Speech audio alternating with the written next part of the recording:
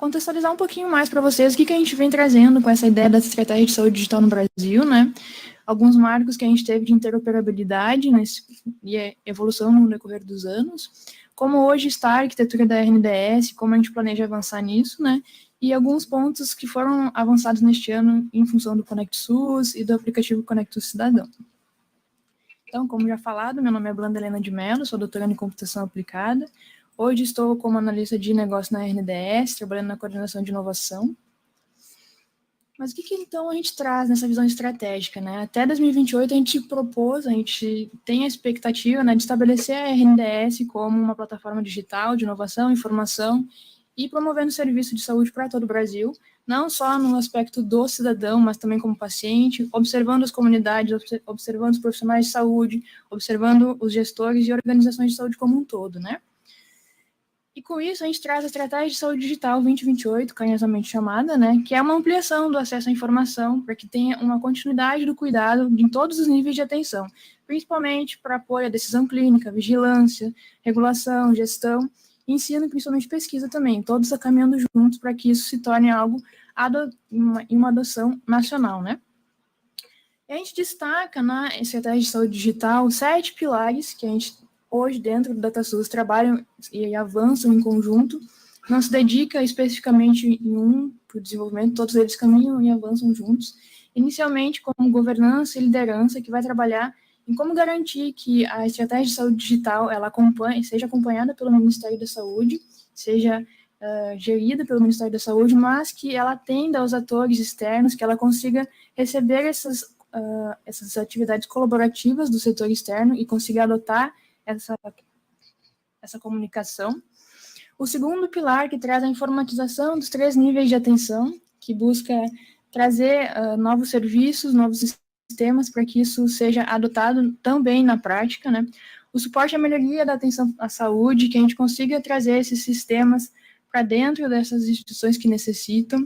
O usuário como protagonista, e aqui a gente trabalha não só recebendo, né, a gente tem que entender que para que o usuário veja valor naquilo que ele está depositando de conteúdo, de seus dados, ele consiga enxergar para onde que isso vai e como que isso é utilizado. Então, o usuário como protagonista, a gente engaja esse usuário, a gente faz com que ele perceba esse valor e veja de alguma forma onde que isso vai ser aplicado, né? Então, quando a gente envolve esse usuário, a gente consegue ter esse sentimento de pertencimento e com que isso faça sentido, que ele adote novos hábitos de saúde, de gerenciamento da própria saúde e familiar.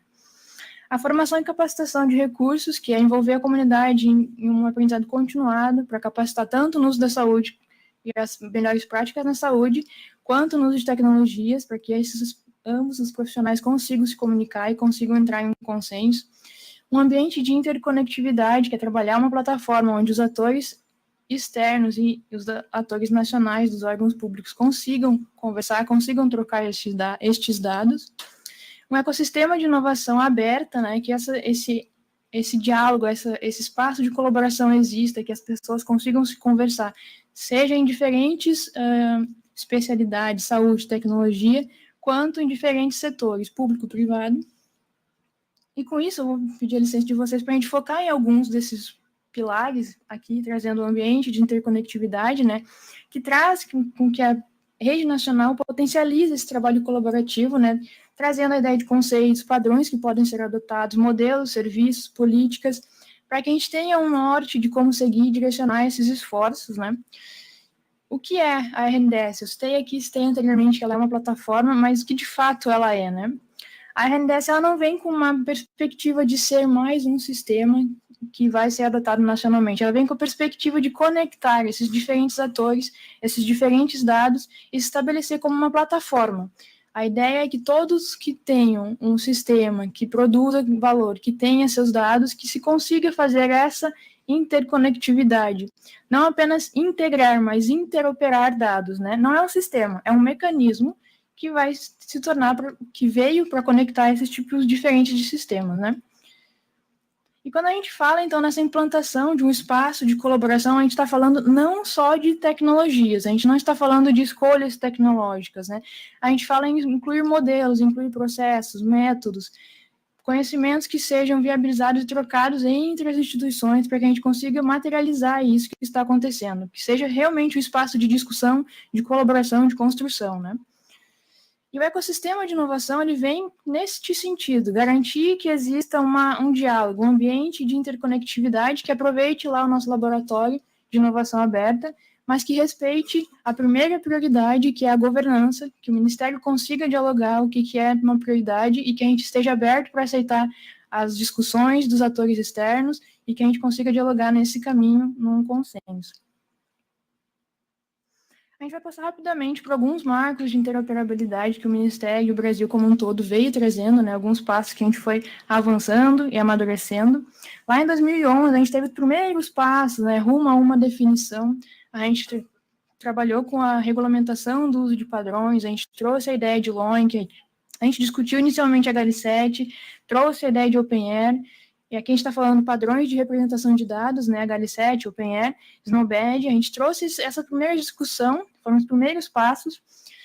Na sequência, em 2015, a gente teve a instituição da Política Nacional de Saúde e Informação e Saúde Digital, a PNIS, carinhosamente adotado o nome, né? Em 2016, a gente teve a instituição do Comitê Gestor da Estratégia de Saúde, que vai atender e vai priorizar o objetivo de desenvolvimento dessa estratégia de saúde, vai estabelecer padrões, estabelecer quais terminologias serão adotadas, quais modelos vão ser seguidos, né? Na sequência, a gente teve a instituição do Conjunto Mínimo de Dados da Atenção Saúde, que é carinhosamente chamado de CMD, vocês vão ouvir muito falar sobre isso, ele está em revisão neste momento. Em 2017, a gente teve uma aprovação e publicação do documento de visão da Estratégia de Saúde do Brasil, né? Na sequência, a gente teve em 2018 um grande passo, que foi o início da filiação do Brasil à SNOMED, mas o desenvolvimento de uma maturidade que ainda estava no início. Então, a gente teve um grande passo, mas a gente não soube ter o amadurecimento para que aquilo fosse implementado, para que aquilo fosse adotado, amplamente divulgado. Então, teve uma descontinuação em 2020, né? Ainda em 2020, teve a aprovação da adoção dos modelos de informação, sumário de alta, registro de atendimento clínico, carinhosamente chamado de SUMA e RAC. Instituição do Repositório de Terminologia de Saúde, RTS, atualmente ele faz o versionamento das terminologias mês a mês, né, acompanhamento interno. A Lei Geral de Proteção de Dados Pessoais. Em 2019, institui o portal Único Gov, que vai trabalhar a unificação dos acessos aos canais digitais do governo, e isso vai se estender para todos os outros canais e portais. Em 2020, a gente teve a instituição do programa Conect SUS, que alterava lá a portaria de consolidação de 2017 e trazia a instituição da Rede Nacional de Dados de fato, né, para dispor da adoção de padrões como parte efetiva do nosso programa de saúde digital. Em 2020 ainda, 10332, Estratégia de Governo Digital, que daí provinha algumas diretivas e diretrizes para os entes administrativos.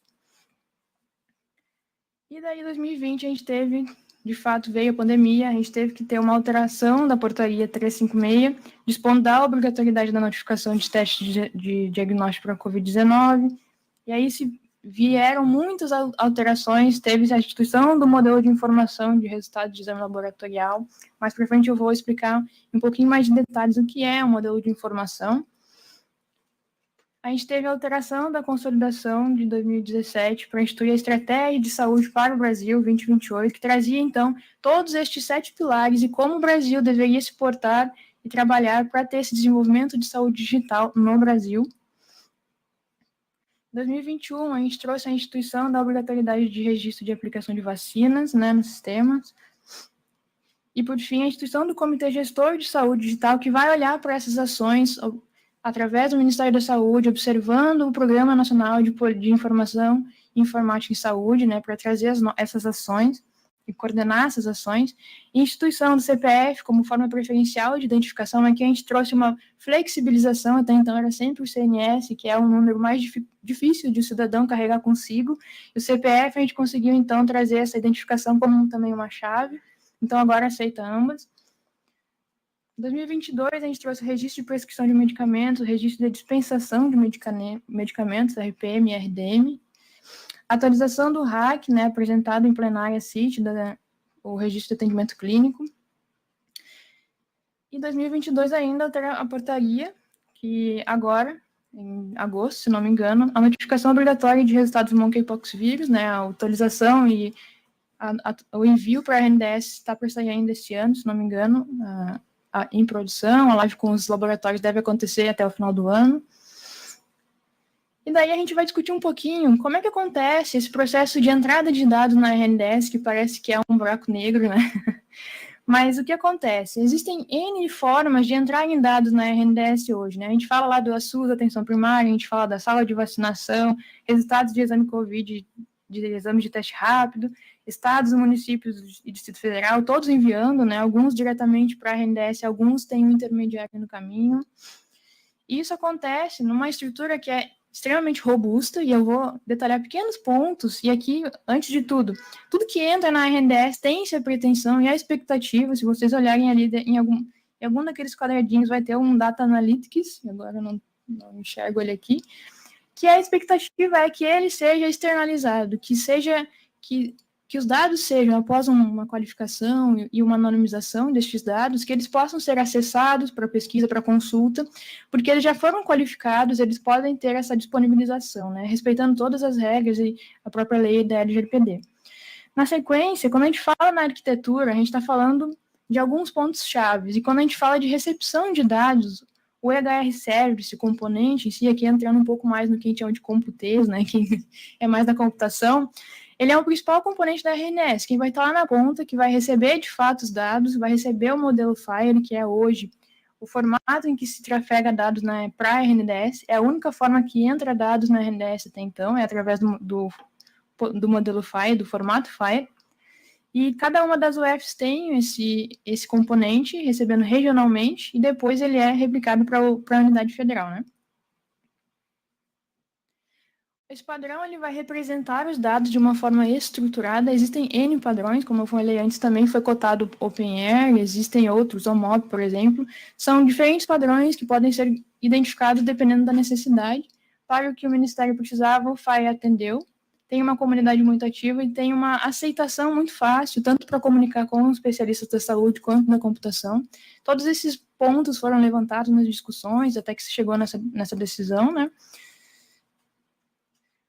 Quando a gente fala em tenho muitos dados, muitas coisas estão entrando, a gente também tem que começar a pensar em como a gente vai expor isso para fora, né?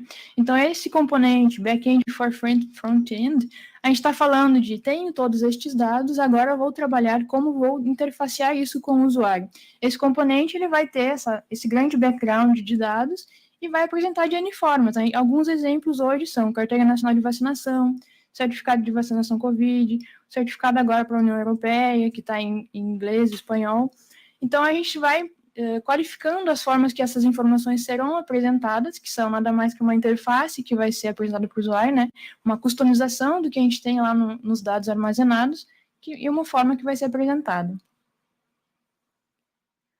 O consentimento, que hoje é um modelo de consentimento chamado opt-out, então o usuário, o cidadão, ele precisa explicitamente retirar o consentimento, o que significa que o consentimento por padrão está dado, né? Então, se ele quiser, conforme a LGPD, ele pode impedir, ele pode solicitar explicitamente que se retire esse consentimento. E aqui caindo um pouquinho no que a gente vinha falando, que é o assunto do evento, né? Eu não tenho a pretensão de definir o que é blockchain, mas até então o que a RNDS vinha trabalhando, e aqui eu vou dividir em dois momentos, um antes do incidente que aconteceu em dezembro de 2021, que até então ela utilizava a tecnologia blockchain, com a tecnologia Hyperledger Fabric. Até então, todos os entes federativos, eles tinham uma unidade, né, uma base de dados privados em cada estado, que continha os documentos FHIR completos, né, 27 bases regionais. Após esse incidente, esse cenário mudou um pouquinho, mas eu já retomo. E o ente federativo, né, existe uma base que vai manter esses dados mais compactos do usuário, mas que vai ser uma timeline do cidadão. Eu vou ter alguns pontos chaves, vai ser um resumo de documentos, e este resumo ele vai me indicar onde na federação, em que lugar, em que região, em que estado, se encontra de fato completos os documentos daquele cidadão, para que eu possa consultar, né? E quando a gente fala após o incidente de dezembro de 2021, a gente está falando de uma reestruturação que aconteceu no DataSUS para que se botasse a RNDS novamente no ar. não se utilizando naquele momento mais blockchain. Foi uma decisão estratégica para o momento, porque até então precisava se colocar aquilo no ar rapidamente, e também observando que se deve utilizar blockchain para aquilo que ela faz muito bem, né? Então, até então, se estavam armazenando dados muito grandes na blockchain, o que não é um uso adequado, e a blockchain faz muito bem o controle de integridade de documentos, muito bem o controle do consentimento das pessoas, dos usuários. Então, se está estudando essa estratégia neste caminho para utilizar o melhor que blockchain pode oferecer. E até então não se tem uma previsão de implementação, mas nesse sentido de controle de integridade dos documentos e trazendo um controle do consentimento do cidadão. E aqui a gente já vai cair um pouquinho no que são esses modelos informacionais e computacionais, né?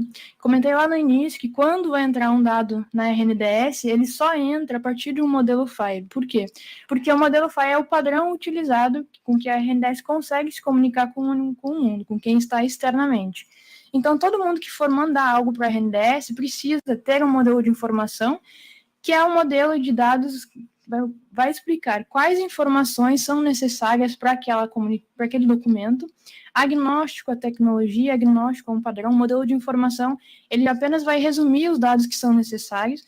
Quando eu falo em uma transferência de dados computacional, eu estou entrando no modelo computacional. Decidi tecnologia, decidi padrão, e agora eu vou fazer uma representação do meu modelo de informação em um modelo computacional. Pode ser XML, pode ser JSON, pode ser outros formatos, mas então eu estou falando de modelo computacional. Eles são a mesma coisa, mas eles estão em níveis separados, né? Depois, isso vai no modelo da RNDS, vai estar representado em FHIR, como aquele cubinho ali, entra na RNDS e vai ser refletido para o cidadão ou para atores externos a partir dos canais. ConnectSUS Cidadão, ConnectSUS Profissional, ConnectSUS Gestor. Então, são as formas que hoje a gente está conseguindo trazer esse resultado, esse retorno dos dados que entram através destes canais do ConnectSUS. E o consumo destes dados, né? Mais uma vez, são de diferentes formas que acontecem e a gente trabalha para disseminar esses diferentes canais, né? Antes entraram lá, sistema SUS Atenção Primária, salas de vacinação, resultado de exame de Covid, mas eles podem ser consultados através desses canais que eu já comentei, ConnectSUS, ou através de algumas APIs que têm acesso controlado, através de certificação, Localiza SUS, ou através do Open Data SUS. SUS Notifica são alguns dos canais que podem ser consultados estes dados, alguns dados que já foram qualificados, já foram otimizados e foi feita uma higiene para que esses dados pudessem ter qualidade, né? Então, não basta a gente receber os dados, às vezes a gente tem que trazer um sentido para esse dado ser consumido, transformar dado em conhecimento, né? E a partir disso, lá no nosso portal de serviços, é possível acompanhar onde, como, quem pode se integrar à RNDS, quem pode enviar esses dados, quem pode solicitar o acesso ou mesmo acessar ou verificar esses dados, né? Tem toda lá uma consultoria, suporte, se tiver dificuldade, dá para chamar o nosso suporte, eles estão sempre atentos aos canais, tem 2 canais de atendimento lá. Tem alguns exemplos de como formatar esses documentos FHIR, quando você vai fazer a integração com a RNDS, como que funciona, quais os tipos de dados. Aqui a gente está falando mais computação, né? Mas tudo pode ser encontrado nesse canal de serviços, tá? Tudo que é referente a como vai funcionar a integração, vocês encontram nesse portal de serviços. Tem lá como vai funcionar o fluxo para integração, como que acontece, qual que é o primeiro passo, precisa de certificação, qual o CPF, qual o certificado, quem precisa estar presente, né? Tudo isso tem uma orientação, tudo fica lá no site. Dá um tempinho para você tirar uma foto se precisar.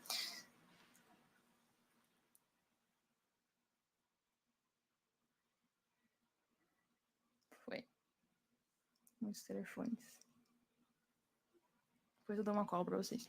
E daí eu trouxe um pouquinho da RNDS em números, tá? Mais 225 sistemas terceiros integrados, 100% das UFs conectadas, né? Então, todos os estados estão, de fato, enviando. Mais de 486 milhões de doses de vacinas contra o Covid no aplicativo do ConnectSUS. Mais de 618 laboratórios clínicos aptos para enviar resultados de exames. Mais de 59 milhões de resultados de exame de Covid-19 no aplicativo do ConnectSUS. Então, a gente tem uma ferramenta que, de fato, ela se tornou uma ferramenta de política nacional. O ConnectSUS Cidadão, ele possibilita que o cidadão seja senhor de seus dados, que ele saiba o que está entrando, que ele consiga ver o seu papel ali dentro, né? Então, ele consegue se enxergar, ele consegue ver um posicionamento de engajamento. E assim ele consegue criar novos hábitos de gerenciamento da sua vida, da sua saúde e de sua família, né? Ele pode acompanhar esse desenvolvimento de saúde com o telefone, com o aplicativo. O Conect SUS, ele não nasceu Conect SUS, ele já veio lá do cartão digital a partir de 2015, evoluiu para o meu cidadão, para o meu DigiSUS, e atualmente chamando Conect SUS. Hoje, mais de 33 milhões de downloads, tem o recorde como o aplicativo de saúde do governo com mais usuários no mundo. O Brasil, quando faz uma política e tem uma adesão, é sempre recorde, porque é imenso. O Brasil, proporções continentais, né? Algumas ações do Conect SUS para esse ano devido à Covid-19, né? Trouxemos a Carteira Nacional de Vacinação Digital, certificado de vacinação Covid, como comentei, o padrão da carteirinha de vacinação do certificado para a União Europeia. Então, se vocês entrarem lá hoje, baixarem o aplicativo atualizado, vocês conseguem gerar, se tiver o ciclo vacinal completo, tem que ter vacinal, se for só uma dose, não consegue, tá? Tem que ser o ciclo vacinal completo. Consegue gerar o certificado, consegue mostrar em inglês, espanhol e português. Consegue adicionar na wallet do Google a carteira digital, que vocês conseguem colocar vários documentos, conseguem adicionar lá também, que se torna mais prático. Uma série de perspectivas que foram ajudando o cidadão a adotar, de fato, se tornar algo que pegue, né, que as pessoas queiram usar. E alguns próximos passos que a gente consegue enxergar, né? Então, dados que a gente está trazendo para a RNDS, que a gente tem a expectativa de que isso se torne disponível futuramente, tanto via APIs, quanto diretamente no Conect SUS Gestor, no Conect SUS Profissional, né? Sistema de informações do Programa Nacional de Imunizações, resultados de exames laboratoriais, autorização de internação hospitalar, sistema de informação em saúde por atenção básica, o TIS, troca de informação em saúde suplementar, a PAC, autorização de procedimentos ambulacional de alta complexidade, BENAFAR, Base Nacional de Dados de Ações e Serviços. Estou falando nomes extensos, porque no DataSUS a gente tem o costume de abreviar tudo, então é um inglês horrível, então eu vou só... BPAI, né, Boletim de Produção Ambulacional Individualizado. Alguns dos dados que a gente já está trabalhando nas cargas desses dados legados para a RNDS, que a gente tem a expectativa de trazer esses dados para o Conect SUS Profissional, para que os profissionais de saúde tenham acesso a informações de qualidade e possam dar continuidade do cuidado de fato, que isso aconteça, de fato, com dados de qualidade lá dentro da nossa plataforma, não um sistema, né? E eu acho que eu dei um overview muito super rápido para vocês, mas eu fico à disposição para todas as dúvidas. Tentei fazer um panorama do que a gente conseguiu trazer este ano, tentei trazer um pouco da nossa arquitetura atual da RNDS e um pouco do que a gente tem para os próximos passos de 2023, né? Espero que a gente consiga atingir todos esses dados ainda no primeiro semestre. Eu agradeço e fico à disposição para dúvidas.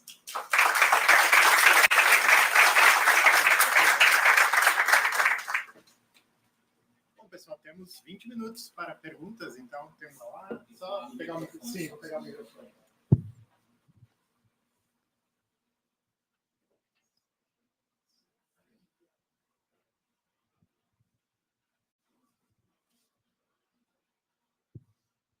Bom dia, Holanda. Parabéns, mandou bem. Muito Obrigada. bem, muito boa a tua palestra. Tem algumas perguntas assim. Quais são as redes que vocês usaram de blockchain? Se são de primeira camada, de segunda camada, e se são on-chain, off-chain, se são redes internas, ou se usaram públicas, e se essas públicas se usaram, como é que se lidou com o custo delas? Eu vou te dar uma resposta, mas é para todas. Não sou a pessoa certa para te perguntar essas questões técnicas, mas tinha ambos on-chain, off-chain. No planejamento antes incidente de dezembro de 2021, tinha on-chain e off-chain. Não consigo te dizer quais os níveis dela, tá? E um posicionamento que foi adotado, o uso de blockchain para o Ministério, ele teve alguns problemas, né? O uso de recursos era muito alto, né, para adotar a nível nacional. A falta de profissionais qualificados para trabalhar com esse tipo de tecnologia foi um agravante, então também tivemos essa dificuldade. E depois, quem estava lá, que poderia, de fato, ajudar a colaborar com isso, quem estava no órgão naquele momento, tinha uma certa insegurança de como tratar essas decisões. Então, uma série de motivos trouxeram com que, após o incidente, isso não fosse rediscutido para se colocar no momento, né? Então, até se eu te falar algo como estava antes, pode ser que vá mudar, Então, prefiro nem entrar muito em detalhes. Provavelmente vai mudar. Mais alguma pergunta?